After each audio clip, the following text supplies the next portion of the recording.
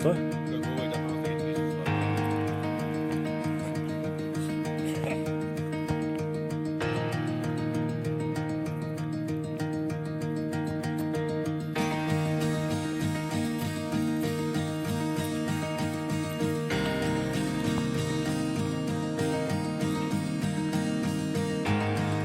Saat çıkandı. Öldürdü.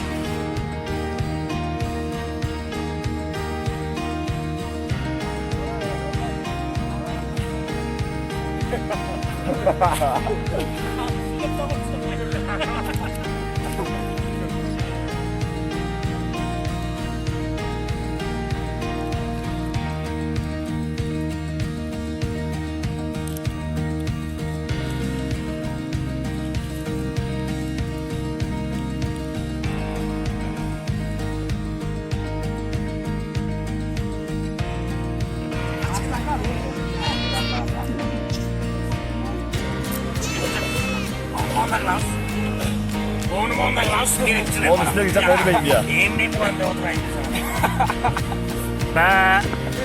Vallahi olayım mı kadar? Bu tüketli mi?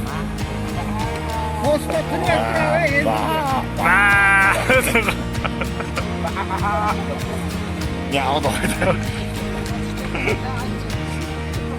oydu.